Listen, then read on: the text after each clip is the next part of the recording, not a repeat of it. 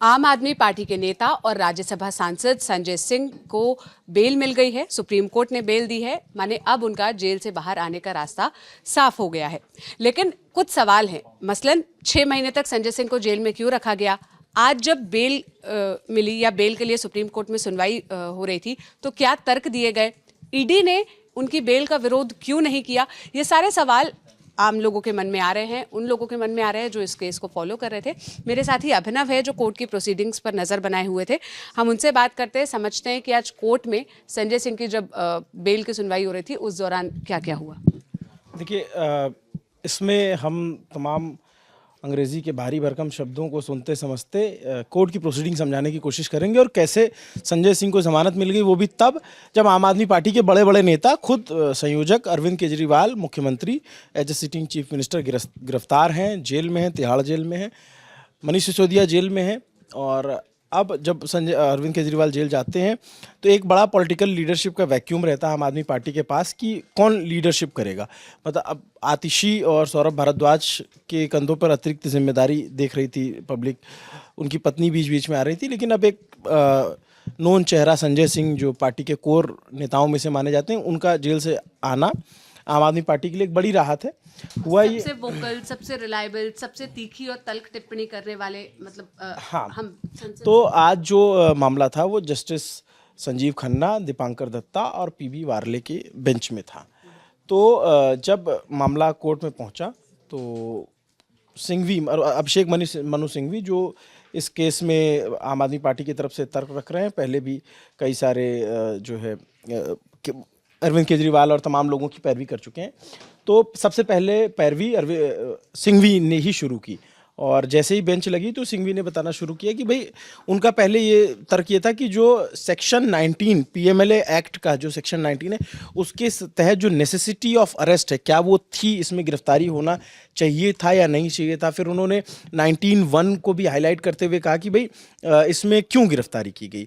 और फिर उन्होंने एक विजय मदन लाल चौधरी जजमेंट का भी जो है हवाला दिया कि arrest is not mechanical, there is a higher threshold.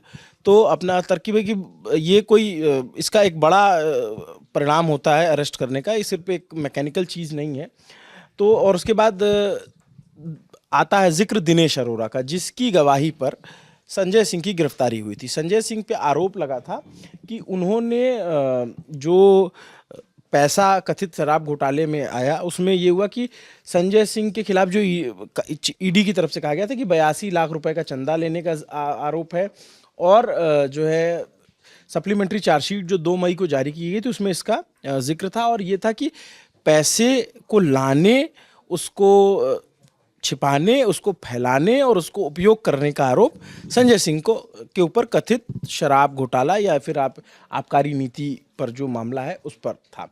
तो जब ये बातें शुरू हुई तो फिर सिंघवी ने यही दलील दी कि भाई आपने दिनेश अरोड़ा ने इतनी बार नाम नहीं लिया, तो उस 9 स्टेटमेंट में नाम नहीं लिया, तब तो आपने छोड़ दिया। जब एक बार उसने नाम ले लिया फिर वो अप्रूवर बन जाता है, उसको जो है सरकारी गवाह बना दिया जाता है, उसे ज़मानत मिल जाती है और संजय सिंह को गिरफ्तार कर लिया जाता है।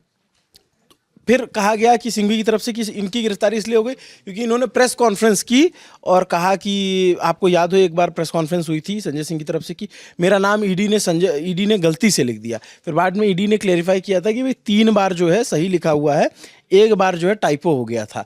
और उसके ठीक अगले कुछ दिनों बाद जो है अक्टूबर में ही उनको गिरफ्तार कर लिया जाता है। 10 घंटे की पूछताछ होती है और संजय सिंह को जो है संजय सिंह की गिरफ्तारी हो जाती है। तो सोशल मीडिया पे बड़ा लोगों ने जो विरोधी हैं उन्होंने काफ़ी मजाक भी उड़ाया था कि आप बोलो कि ऐसा है वैसा है।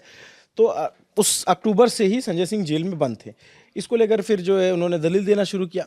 अब जो पीएमएलए की धारा 45 जिसके तहत किसी भी आरोपी को ज़मानत मिलना मुश्किल होता है, सबसे बड़ी बात इस मामले की है कि ईडी ने संजय सिंह की ज़मानत का विरोध नहीं किया। आमतौर पे जब ईडी विरोध करती है तो ज़मानत मिलना मुश्किल होता है। और हमने बहुत सारे केसेस देखे हैं। आप मनीष सिसोदिया में आप देखिए, उनको ज़मानत नहीं मिल रही क्योंकि ईडी हर बार उनकी ज़मानत का विरोध करती है। लेकिन संजय सिंह की ज़मानत का विरोध नहीं किया। इसको लेकर के बीजेपी के नेताओं ने कहा कि अब जो है आम आदमी पार्टी ये आरोप नहीं लगाएगी कि ईडी द्वेषपूर्वक कार्रवाई करती है। ईडी स्वतंत्र एजेंसी है और ईडी अपने हिसाब से काम करती है। तो एक बात ये है कि पीएमएलए की जो धारा 45 है उसमें तभी जमानत मिलती है, आरोपी तभी जो है छूटता है जब ईडी ये संतुष्ट रहती है कि भाई ये मतलब जब ये मानने का एक उचित आधार होता है कि ये आदमी दोषी नहीं है या फिर आरोपी दोषी है या आरोपी है भी, तो ये जमानत पर रहते हुए कोई अपराध करने की संभावना नहीं है। इस केस में ही पीएमएलए एक्ट में जमानत मिलती है। तो फिर उसके बाद सिंघवी ने दलील दी कि भाई सिर्फ एलिगेशन के ग्राउंड पे जो है गिरफ्तार कर लिया गया, 1 करोड़ रुपए 2 बार लेने का आरोप लगाया गया, handed over by Dinesh Arora person to my person, कि मेरे आदमी को दिया, संजय सिंह को भी नहीं दिया, संजय सिंह के एक आदमी को दिया, देयर इज नो कोलैबोरेशन। तो इस तरह की दलीलें वो देते रहे। तो जस्टिस खन्ना ने पूछा कि 2 करोड़ जो है वो क्या ऑफेंस है, प्रेडिक्टिव ऑफेंस है? तो सिंघवी ने कहा कि very important question, answer is no. फिर एनी अमाउंट, सीधा साधा कुछ भी इसका लिंक वो जो शराब घोटाले के पैसे है उससे है, तो इन्होंने कहा कि ऐसा डायरेक्टली नहीं है, मतलब कि प्रेडिकेट ऑफेंस है कि नहीं, कि विधिक अपराध उसको हिंदी में अगर कहेंगे तो। फिर जस्टिस खन्ना ने कहा कि भाई कोई अमाउंट सीज हुआ, कोई संपत्ति अटैच हुई। पीएमएलए जो एक्ट है वो ये कहता है कि अगर मनी ट्रेल साबित होती है तो उसमें उस पैसे से अर्जित की गई सारी संपत्ति को ईडी जब्त कर लेती है, और अगर उसके आगे भी उस धन का इस्तेमाल होकर के और आपने कुछ संपत्ति बनाई, आपने घर बनाया, आपने फ्लैट खरीदा, आपने ज़मीन खरीदी, तो सब ईडी सीज कर लेती। तो ये पूछा कि कोई अटैचमेंट हुआ है इसमें, कोई पैसा मिला है, कोर्ट ने ये पूछा, तो बोले कि नहीं मिला हुआ है। फिर उसके बाद जो है कोर्ट ने ये कहा कि भाई यदि आप पीएमएलए को अलग अपराध मानते हैं तो मान लीजिए कोई रिश्वत लेता है, और क्या पीएमएलए के अधिनियम के संदर्भ में ये मांग कर सकते हैं कि आपराधिक कार्रवाई शुरू करने से पहले रिश्वत की राशि को भी कुर्की का विषय बनाया जाए?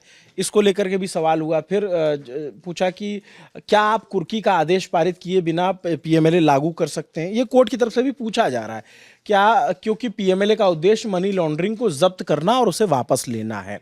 इस तरीके की दलील चलती रही। तो इस पे एएसजी एसवी राजू हैं जो ईडी का पक्ष रखते हैं, आपने देखा होगा, चाहे पीएमएलए कोर्ट हो, चाहे दिल्ली हाई कोर्ट हो, चाहे सुप्रीम कोर्ट हो, एएसजी राजू इसके जानकार माने जाते हैं ईडी के खास करके। तो उन्होंने कहा कहना है आंसर, तो जस्टिस खन्ना ने कहा कि no, take it in your turn, मतलब जब आपकी बारी आएगी तब आप कहिएगा।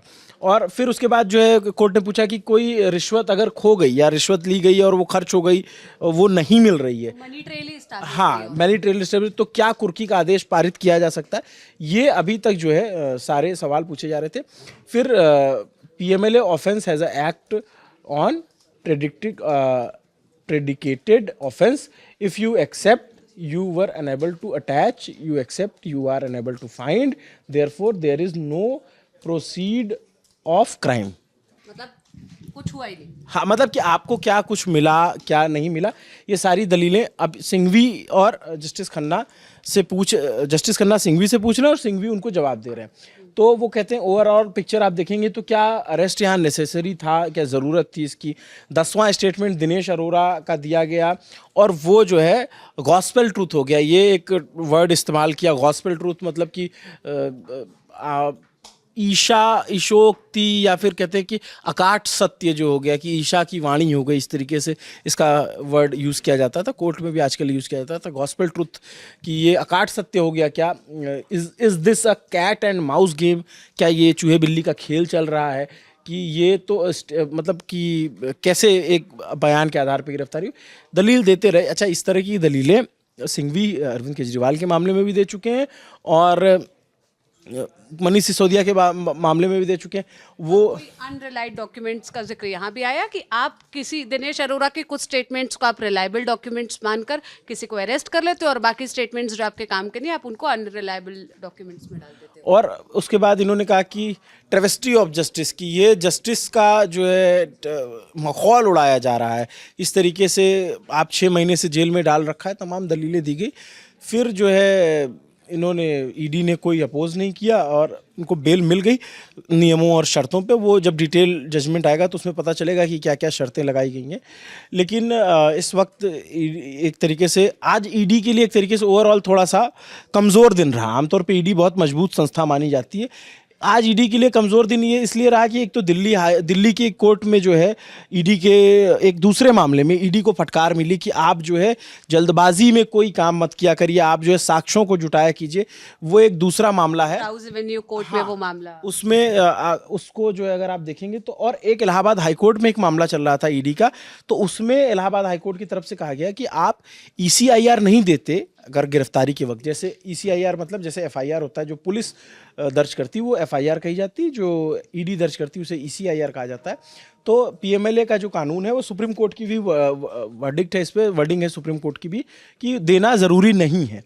तो आज इलाहाबाद हाईकोर्ट ने कहा कि आप वो नहीं देते, एटलीस्ट आरोपी को ये उसका जो समन है आरोपों का, उसके ऊपर क्या आरोप है वो तो बताइए, आप उसको ये तो बताइए। मतलब जो शब्द यूज़ किया था, मैं वो उस शब्द को पढ़ के बताना चाहूँगा कि उसमें कहा गया कोर्ट की तरफ से, इलाहाबाद हाई कोर्ट की तरफ से, जस्टिस, एक सेकेंड मैं उसको थोड़ा सा, हाँ, if not ECIR ED should at least provide substance of allegation to someone person. मतलब आप उसको एलिगेशन का जो सार है वो तो बता दीजिए ताकि वो अपनी तैयारी कर सके आपको जवाब देने के लिए।